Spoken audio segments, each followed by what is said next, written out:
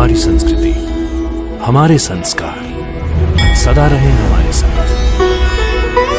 भारत के महान ग्रंथों और काव्यों का संपूर्ण संकलन। सम्माननीय सज्जनों एवं देवियों, घर परिवार में पति पत्नी गाड़ी की धुरी की तरह हैं।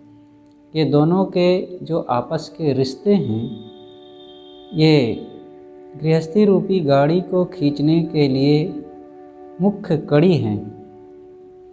आज हम विचार करेंगे कि इस घर परिवार की गाड़ी को खींचने के लिए पति का क्या रोल है, उसके क्या कर्तव्य हैं, उसको कैसे जीवन जीना चाहिए और पत्नी के साथ उसके कैसे व्यवहार होने चाहिए।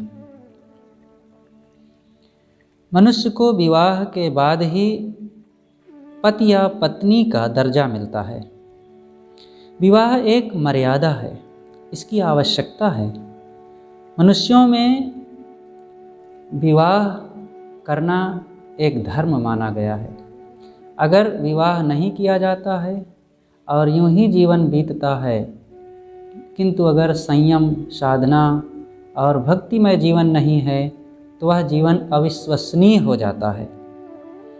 इसलिए जो विवाह पूर्वक पति पत्नी एक साथ रहते हैं और अपनी मर्यादा में रह करके अपनी गृहस्थी को सुंदर बनाते हैं, बाल बच्चों, माता पिता की सेवा करते हुए सत्संग और धर्म पथ पर चलते हैं, उनका जीवन सुखमय, शांतिमय और सब के लिए विश्वसनीय होता है। एक अपरिचित लड़के के पास एक लड़की अपने माता पिता, घर, गांव सब छोड़ करके आती है, इसी आशा से कि ससुराल में पति मेरी रक्षा करेंगे। सुख दुख, अनुकूल प्रतिकूल आदि सभी परिस्थितियों में वे मेरे साथ रहेंगे। लेकिन यदि आप पति होकर उनको कष्ट दे रहे हैं, गाली देते हैं और मारते हैं, तो यह बहुत गलत है और पाप है। अपनी विवाहिता पत्नी को छोड़ करके यदि आप कहीं और किसी से मोह कर रहे हैं तो यह तो घोर अनर्थ है। फिर तो आप पति नहीं, पतित मूर्ति हैं। इसलिए कहीं भी किसी भी स्त्री के साथ मोह करना ये बहुत गलत है। जहाँ विवाह हुआ है, विवाह के पश्चात एक पति अथवा एक पत्नी के साथ जुड़ करके जो रहता है, वो अपने जीवन को शांति और प्रसन्नता से सजाता ही है और वो बड़ी व्यवहारिक ढंग से परिवार को चला करके सुखमय जीवन जीता है। स्त्रियों के लिए पतिव्रता होने की बात तो खूब कहा और लिखा गया है, लेकिन यह एक तरफा न्याय है। नारी को पतिव्रता होना जरूरी है तो पुरुष को पत्नीव्रती भी होना जरूरी है। अपनी पत्नी के अलावा संसार की समस्त नारियां माँ, बहन और बेटी के समान हैं। अतः किसी पर कुदृष्टि ना करें। प्रेम और व्यवहार की मधुरता के लिए पति पत्नी में आपस में चर्चाएं होनी चाहिए। एक दूसरे से सलाह लें और एक दूसरे का सम्मान भी करें। जिस घर में नारी का सम्मान नहीं होता, वह घर मशान की तरह होता है। इसलिए घर की नारियों को उचित सम्मान मिलना चाहिए, चाहे वो माँ हो, पत्नी हो, बहन हो, बेटी हो, कोई भी हो। उनको मर्यादा में रहना आवश्यक है और उनको किसी प्रकार से कुपथ में चलना ये तो बिल्कुल गलत है। लेकिन अब इसी डर से उनको सम्मान ना देना और उनको सब समय संदेह की दृष्टि से देखना, ये घोर अनर्थ है। नारी होने का मतलब ये नहीं है कि वो पाप मूर्ति हैं और उन पर सब समय संदेह किया जाए। उनमें भी एक से एक दिव्य देवियाँ होती हैं। संयम, सदाचार और प्रेम, सद्भाव, सद्कर्म, शांति, दया और क्षमा की मूर्ति होती हैं। उनको अगर सत्संग मिले, अच्छी प्रेरणाएं मिलें, अच्छे आधार मिलें तो निश्चित है वे पुरुषों से बहुत आगे होती हैं। इसलिए उनमें कहीं भी ये न सोचें कि वो हीन प्राणी है। वो भी हमारे ही समान सम्मान और सत्कार पाने के योग्य है। हमारे ही समान उसके अंदर भी आत्मा का निवास होता है, और बल्कि पुरुषों से वो बढ़ कर के है कुछ मामलों में, क्योंकि उसके पास सहनशीलता, धैर्य, विनम्रता ज़्यादा है। पुरुष में अहंकार होता है और संसार की ख्वाहिशें बहुत होती हैं, लेकिन नारियों में विनम्रता और शांति, सद्भाव की इच्छा होती है। अगर उनको आधार मिलता है तो निश्चित है वे सदपथ पर पुरुषों की अपेक्षा आगे ही निकलती हैं। इसलिए उनको उचित सम्मान मिलना ही चाहिए। अब किसी भी ढंग से आप भोजन कर रहे हैं, उन्होंने भोजन दिया और दाल में थोड़ा नमक मिला, साग चटनी अचार थोड़ी नहीं मिली, बस इसी बात को लेकर के आप उनको कटु कहने लगे, मारने पीटने लगे। बहुत गलत बात है। मारना पीटना असभ्यता तो है ही, ये महाक्रूरता भी है।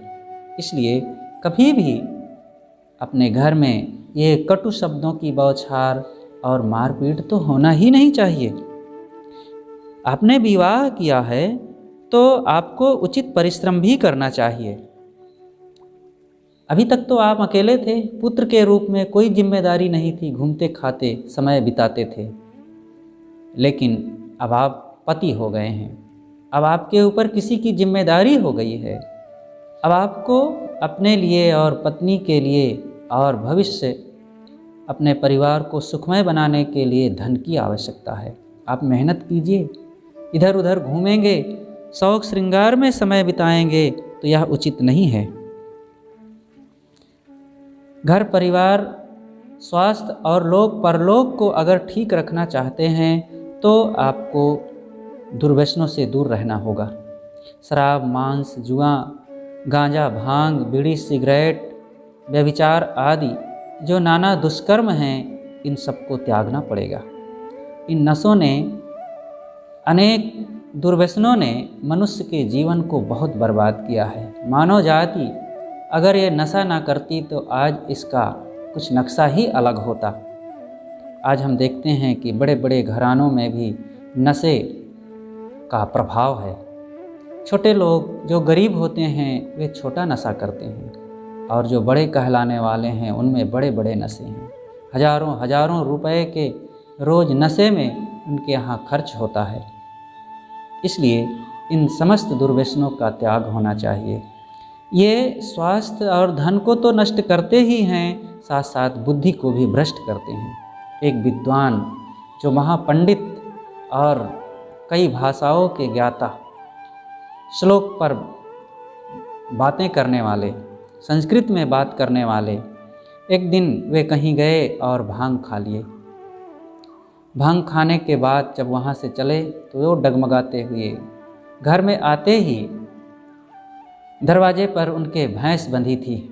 अब नशे में तो बुद्धि ठिकाने थी नहीं, और भैंस की पूंछ पकड़ करके वे कहते हैं, पप्पू की माँ, तुम तो रोज़ 2 चोटियाँ बांधती थी, आज एक ही चोटी क्यों बांधी हो। अब उनको यह भी होश नहीं था कि मैं क्या पकड़ा हूँ और किससे बात कर रहा हूँ। पत्नी अंदर से निकली, समझ गई कि आज इनको नशा चढ़ा हुआ है। उन्होंने नशा मारक दवाई दिया, नशा उतरा, दिमाग ठंडा हुआ। तब उन्हें लगा कि मैं क्या बोल गया था और कैसी मेरी दशा हो गई थी। इसलिए इन सारे नशों का त्याग होना चाहिए। ये नशा करके हम अपना ही नहीं परिवार को भी बर्बाद करते हैं।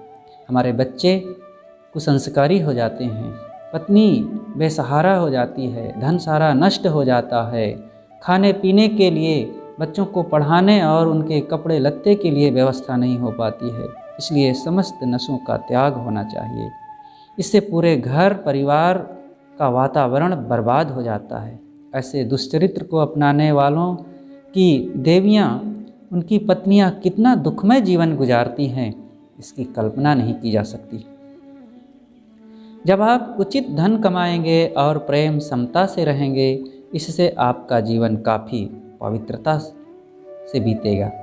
लेकिन जब इसी के साथ परिवार में भक्ति सत्संग का रंग घोल देते हैं तो घर में स्वर्ग उतर आता है। इसलिए आपका जीवन दुर्गुण दुर्व्यसनों से रहित तो होना ही चाहिए, साथ साथ भक्तिमय भी हो और संयमी सदाचारी बने। अब भक्ति के नाम पर आप अंधविश्वासों में भटके नहीं।